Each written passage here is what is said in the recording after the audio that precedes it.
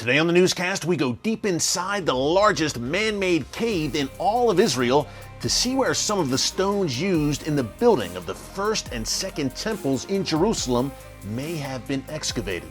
That's next.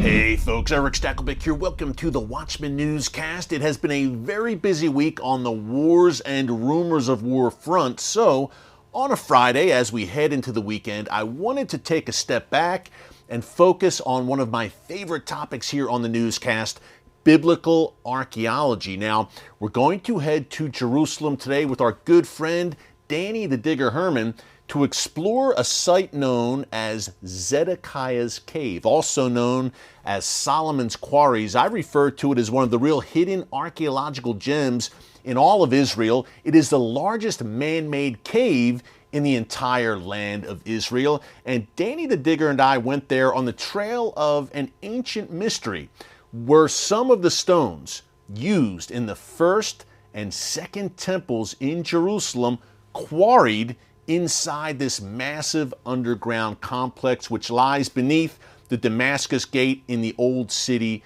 of Jerusalem. Not only that, the story of King Zedekiah, the final king in Judah who was killed by King Nebuchadnezzar and the invading Babylonian forces, he is also tied to this massive underground complex. I don't want to give any more away.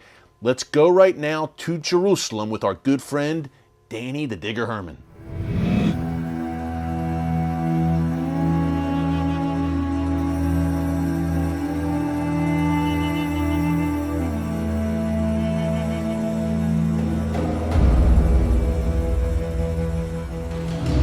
So this is one of the inner halls of this giant complex. Yeah, look at this place. Wow, Danny. And what's most visible are the quarrying marks. You can see them all over you. Now, for the person at home, what is quarrying? For someone saying, what is a quarrying area? It's chiseling stone. Literally. You can see here this big shape of a stone that was pulled out and then taken to some construction site. You can see it, Danny. It's almost like compartments where they chiseled around and took the stone out. Yes.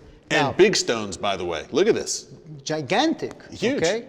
When this was found in the 19th century, look at this size, for instance. That's a mammoth. That's really massive. And you and I were talking off camera. The labor involved. The poor guys who were down here carving these stones out. People sweating the whole day for pita bread, basically. For a piece of bread back then, to feed their family. This is what they had to do. Talk about hard labor. Yes, but from which period is it? So the generation that found it opened the Bible, as all the scholarship in those days did, and it's very tempting to link it to Solomon. King Solomon. Yes, let me read to you the quote from First Book of Kings, chapter 5. Solomon had 70,000 carriers and 80,000 stonecutters in the hills, as well as 3,300 foremen who supervised the project and directed the workmen.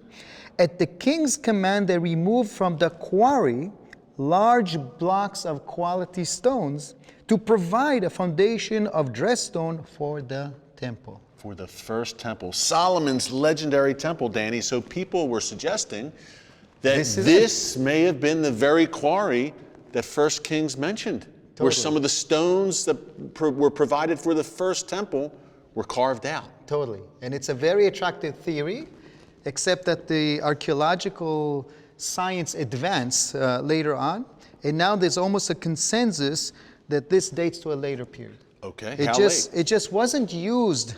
They didn't quarry that kind of stone in the days of the first temple, but it was used maybe for a temple, the Jewish temple, the second one. Herod's temple. The Herodian temple, exactly. And a lot of these stones, it looks kind of similar to the stones at the Western Wall in that area, doesn't it? It's even the same stone type. It's called the Meleke type of stones, the royal stone. Wow. Very whitish, high quality, hard stone. And that makes a lot of sense. And it's still a leading theory.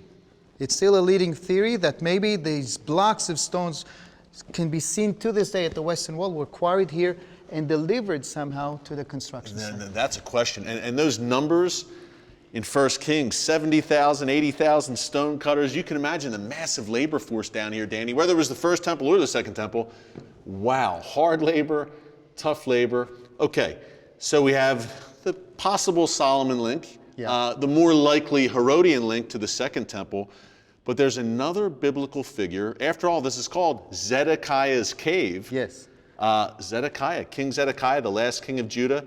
Major potential storyline there as well that unfolded in these very caves. Yeah, the Jews of Jerusalem, when this was found, they developed a belief that this relates not to King Solomon, but to King Zedekiah, the last king of Judah. And not a good king. Not a good king. The king that caused the end of Jerusalem, of the first temple at least. And to this day, there is a spring on the other end here that is claiming to relate to Zedekiah. It's called Zedekiah's Spring or Zedekiah's Tears. Let me show you. Let's go.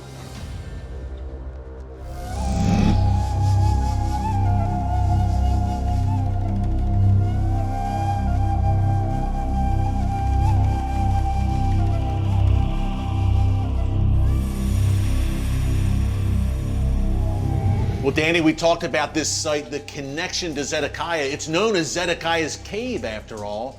But you mentioned a water source here. Yes. It relates to Zedekiah. Where are we right now? We are in possibly the lowest part of the cave, almost the lowest part of it.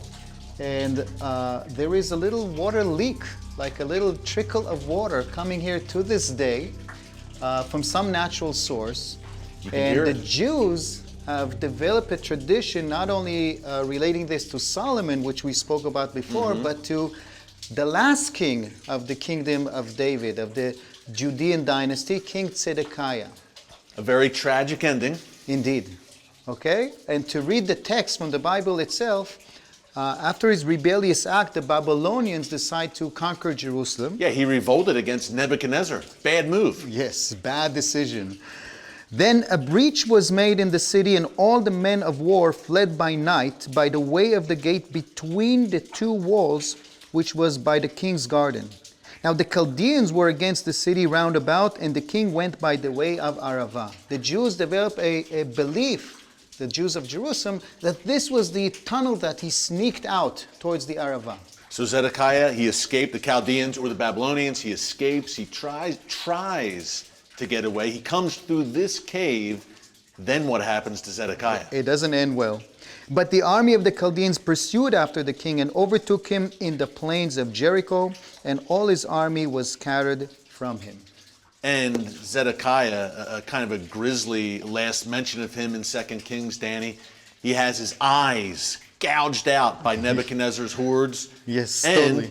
He's led away in fetters to Babylon. To Babylon. That's the last we hear of Zedekiah. And by the way, the last thing he saw before his eyes were removed was his family, his sons, being slaughtered by the Babylonians. Which also ends the Davidic lineage. It's That's the it. end of the dynasty of King David. And this is against the backdrop of Solomon's temple, the first temple, being absolutely destroyed, leveled by the Babylonians. Totally. And these water by the local Jews are the tears of Zedekiah, but not for the loss of his sons, for the fall of Jerusalem. So this site, Danny, has become famously known here in Jerusalem as Zedekiah's Tears. You see this water flowing and flowing.